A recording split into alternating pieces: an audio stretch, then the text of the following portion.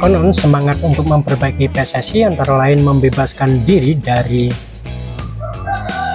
mafia sepak bola menjadi target dari Kongres Luar Biasa PSSI 2023. Tapi bagaimana mau membersihkan diri dari mafia jika proses pemilihannya menunjukkan proses pemilihan yang tidak demokratis, tidak clear dan clean? Tapi apa hubungannya sepak bola dengan dunia politik?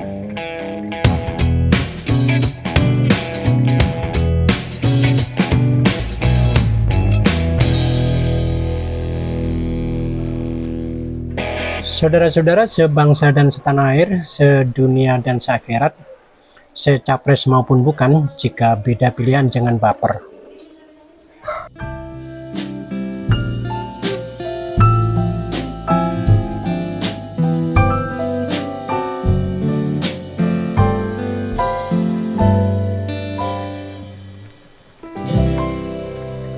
Kongres luar biasa PSSI sudah berlangsung dengan keputusan kongres itu untuk kepengurusan 2023 hingga 2027, Erick Thohir sebagai Ketua Umum, Zainuddin Amali sebagai Wakil Ketua Umum 1, dan Ratu Tisa sebagai Wakil Ketua Umum 2. Kita semua tahu Erick Thohir adalah Menteri BUMN dalam Kabinet Indonesia Maju Jokowi.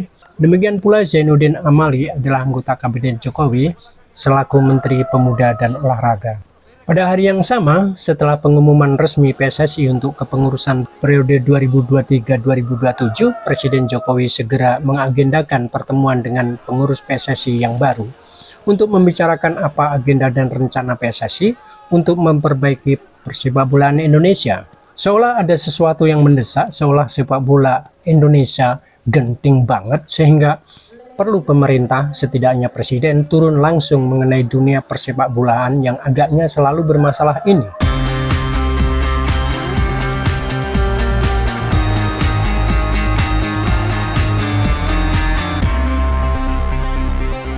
Munculnya Erick Thohir dan Zainuddin Amali agaknya memang satu paket, setidaknya satu paket kecurigaan jika Erick Thohir mendapat kepercayaan besar dari peserta kongres. Tampaknya mulus-mulus saja dan bisa dimengerti. Erick memiliki reputasi internasional dalam kaitan sepak bola. Di Indonesia ia juga pernah menangani manajemen beberapa klub sepak bola. Bahkan sekarang Erick juga punya klub sepak bola. Namun dalam proses pemilihan wakil ketua umum, nama Zainuddin Amali tampaknya dipaksakan masuk.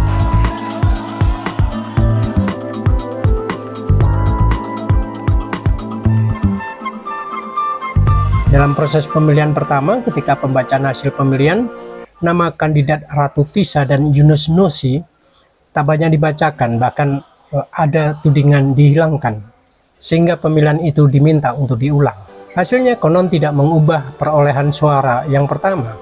Ratu Tisa yang dikenal sebagai penggemar sepak bola dan memiliki kapasitas dalam hal organisasi keolahragaan dan manajemen, mendapatkan suara terbanyak. Kemudian disusul Yunus Nusi dan lagi-lagi Zainuddin Amali. Meski orang tahu dia adalah Menpora, Menteri Pemuda dan Olahraga, tetap saja di nomor buncit. Sehingga dari hal itu, Kongres PSSI waktu itu menetapkan Wakil Ketua Umum 1 Ratu Tisa dan Wakil Ketua Umum 2 Yunus Nusi. Tapi entah bagaimana Yunus Nusi kemudian mengundurkan diri, merasa tidak pantas.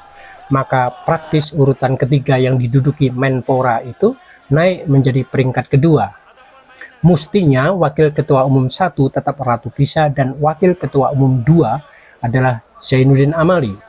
Nyata dalam pengumuman paling mutakhir, komposisinya berubah lagi dengan Ketua Umum Erick Thohir, Wakil Ketua Umum 1 Zainuddin Amali, dan Wakil Ketua Umum 2 Ratu Tisa.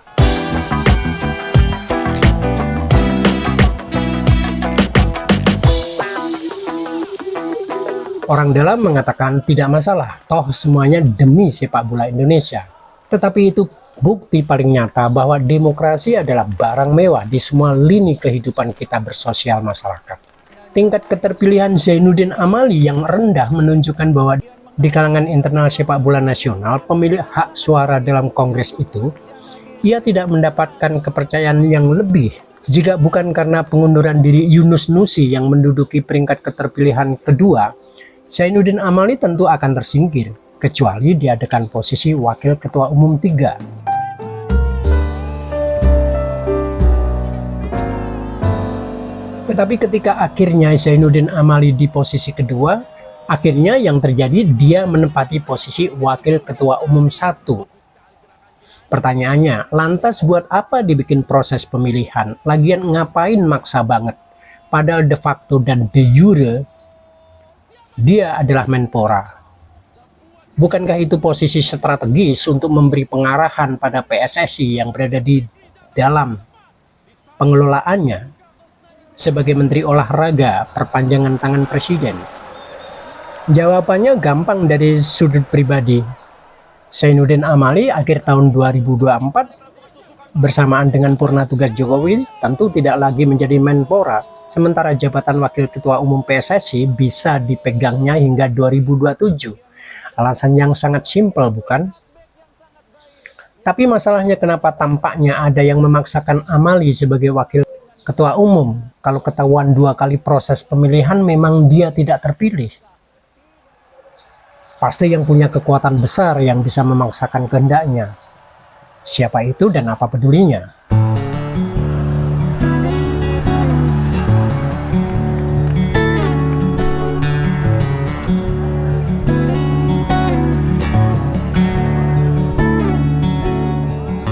Sepak bola memang penting bagi Indonesia, dia bagian dari sirkuit buang sial agar rakyat punya penghiburan dan negara punya mimpi, setidaknya menjadi negara maju dengan mempunyai tim sepak bola yang tangguh secara nasional. Soekarno dulu bahkan melihat sepak bola sebagai salah satu alat perjuangan pemersatu bangsa untuk mempersatukan bangsa dengan semangat nasionalisme. Karena memang sejatinya kebangetan dengan 270 juta penduduknya mencari 22 atau katakan 33 pemain untuk tim nasional tidak mudah. Maka kini pun perlu mengimpor pemain, mengadakan program naturalisasi. Sepak bola Indonesia adalah cerminan bagaimana tujuan sering menghalalkan cara dan proses bukan sesuatu yang sabar diikuti. Karena tidak tahu manajemen waktu dan prioritas. Sama persis dalam dunia politik, proses bukan sesuatu yang diagungkan, dimuliakan. Semua ingin praktis dan pragmatis, jalan pintas, shortcut, tidak punya program pengkaderan, tidak ada pendidikan politik. Nyomot nama populer dari luar partai, karena partai politik hanya didirikan oleh para pengusaha politik, bukan sebagai politisi, apalagi negarawan. Ya, mungkin tidak semua begitu. Tapi hampir semua begitu.